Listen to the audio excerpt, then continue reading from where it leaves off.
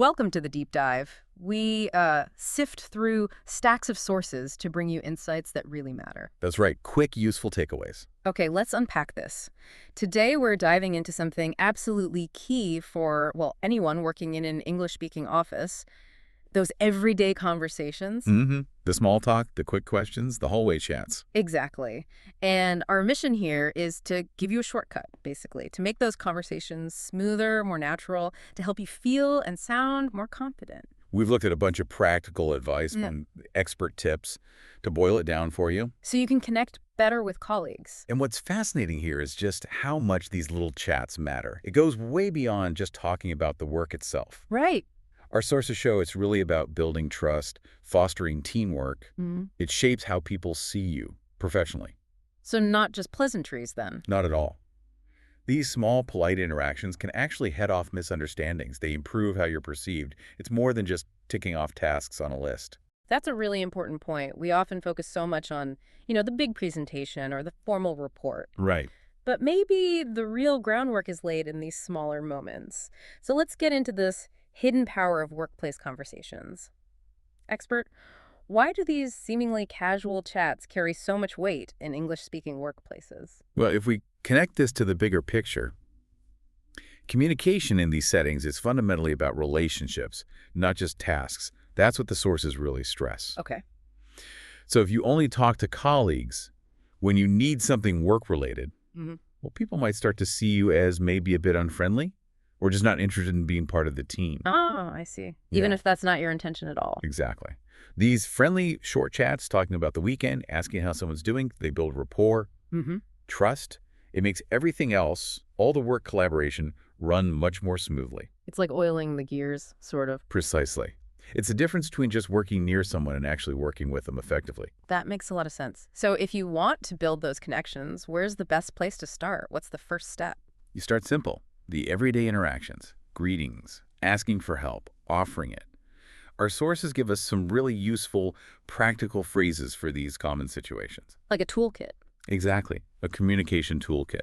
And these aren't just random phrases. They're specifically chosen because they sound polite, friendly, and, importantly, appropriate for an office. They help you avoid common slip-ups. Okay, great. Let's break down some of those essentials, starting with the absolute basics. Greetings. You walk in Monday morning. What do you say? Well, the classic is always good. Good morning. How are you today? Simple, effective, sets a positive tone. Right? Or maybe after a break, like a weekend, you could vary it slightly. Like, morning, did you have a good weekend? It's a nice way to show a little personal interest. Still professional, though. And it opens the door for a brief, friendly exchange. Doesn't need to be complicated. Now, another big one, asking for help. This can feel awkward for some people. Yeah, definitely. You don't want to seem like you can't handle things. But here's what's interesting. The sources suggest asking for help is often seen positively. Like, it shows you're confident enough to ask, you're collaborative. Huh. Okay, that's a good perspective shift. So how do you ask politely? You could go with something direct, but collaborative, like, could you give me a hand with this? Nice and simple. Or if it's about a process, maybe something like, can you walk me through this process? That shows you want to learn, not just pass the buck. Right. And what about the other side? Offering help. We want to be seen as helpful team players. Absolutely. A good general offer is, let me know if you need any assistance. It's polite, not pushy. Keeps the door open. Exactly. Or if you see someone clearly struggling, you could be a bit more direct, perhaps. I'd be happy to help with that if you like. Offer support gently. Okay. Now, here's one I think a lot of people wonder about. Joining a conversation that's already happening. How do you do that without seeming like you're eavesdropping or interrupting rudely? Yeah, that could be tricky. A really simple, polite way is just, mind if I join you? Easy enough. Or if you overheard a little bit and it genuinely sounds interesting, you could say something like, oh, that sounds interesting. What are you guys talking about? It shows real interest. And invites them to include you. Good one. Finally, the exit strategy. We all need to end a chat politely to get back to work. How do we do that smoothly? Right. You don't want to just turn and walk away. A good standard is, well, I better get back to work. Nice talking to you. Clear, friendly, gets the message across. Exactly. Or maybe, okay, I should probably tackle that report now. Let's catch up again soon.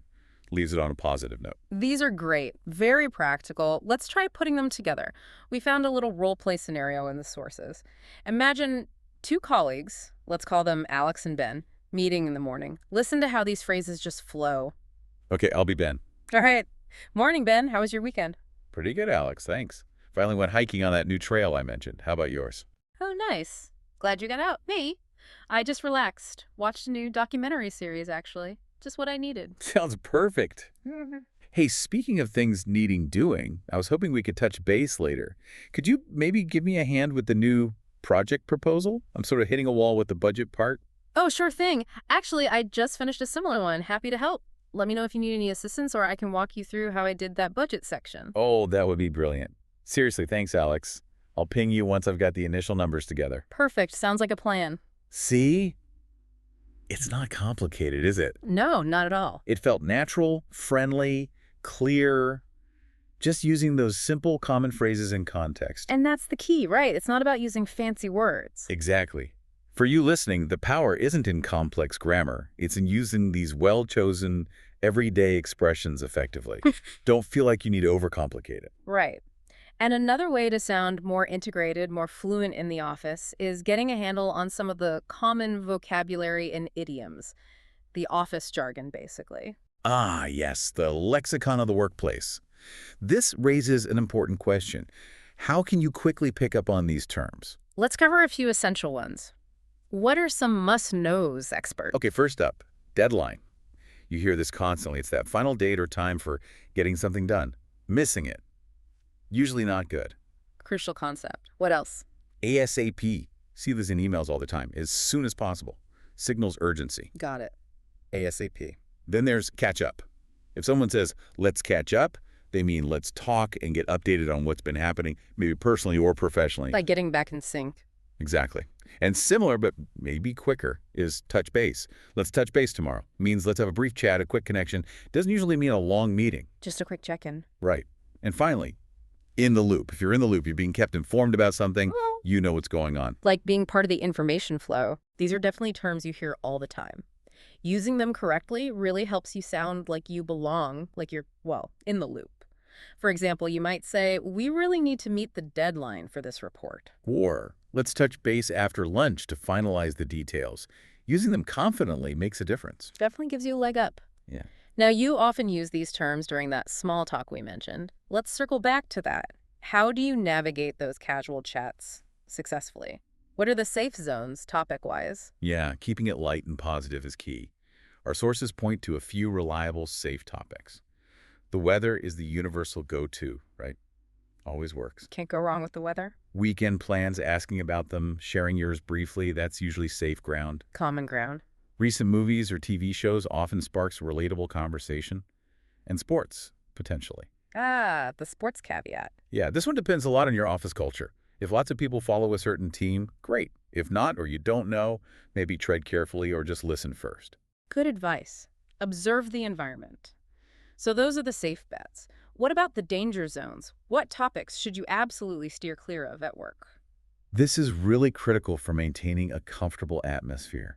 The big ones to avoid, according to our sources, are politics, religion, and personal finances. The classic trio. Why, though? What's the underlying reason? Because these topics are often deeply personal, potentially divisive.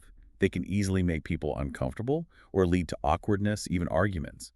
The goal in workplace small talk is connection, not conflict. Keep it light, positive, inclusive. Build bridges, don't burn them. Makes sense. Okay, so we know what to say, what not to talk about. But what about common mistakes in how we communicate? Things we might do without realizing they're undermining us. Oh, absolutely. Awareness here is just as important. One big one is finding the right tone, not speaking too formally, which can seem stiff, but also not too casually, which can seem unprofessional. It's a balance. Finding that sweet spot for your specific workplace. Exactly. Another major one, interrupting. Even if you're excited or have a great idea, cutting someone off mid-sentence is generally seen as quite rude in English-speaking cultures.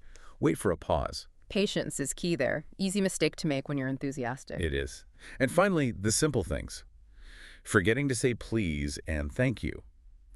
These might seem small, but they're huge indicators of politeness and respect. Skipping them can make you seem demanding or unappreciative. Basic manners, but they go a long way in professional settings. Good reminders. Okay, here's where it gets really interesting. Time to put this into practice. Hmm. We've got a quick fluency builder drill for you, our listener. Just respond in your head or out loud if you like. The idea is to get these responses ready. Yeah, this kind of practice is so valuable. It helps lock in the learning, builds that muscle memory so you feel more confident when the real situation happens. All right, ready. Scenario 1. Your colleague walks over and says, "Morning, how are you?" What's your natural reply? Short pause. Okay, scenario 2. Your boss asks, "Can you finish this report by Friday?" How do you respond professionally? Short pause. Got it. And one more. A teammate casually asks, "Want to grab lunch later?" What do you say? Short pause. Nice work. Just running through those mentally makes a difference. It really does. Now, for a quick check on that vocab, remember ASAP. What does it stand for? Is it A, after some actual progress, B, as soon as possible, C, always stay at peace? Thinking. The answer is, of course, B, as soon as possible, key office shorthand. Definitely. Okay, to really make this stick, here's a challenge for you. After this deep dive, try this. Pick 5 new phrases you learned today. Practice saying them, maybe even out loud, imagining you're in your office. Like a mental rehearsal. Exactly. That kind of consistent imagined practice genuinely prepares you for the real thing. It makes the phrases feel more natural when you actually need them. What a great way to wrap up. This has been a really insightful deep dive. We've seen how these everyday conversations are, well, much more than just talk. They build connections, trust, they shape how you're seen. Absolutely. These phrases, these approaches, they're tools to help you sound friendly, professional, confident. So what does this all mean as you go back to your workday? Well, fundamentally, it means mastering these small interactions isn't just about being polite. It's about actively building your professional identity, making those vital connections, and really creating an environment where you can do your best work and thrive. A powerful thought. So here's something to ponder as you start your next workday. How could just one intentional, friendly conversation today change an ordinary moment into, well, maybe an extraordinary connection? Not for now, but maybe for your whole career path. The power really is in your words. It's just waiting for you to unlock it.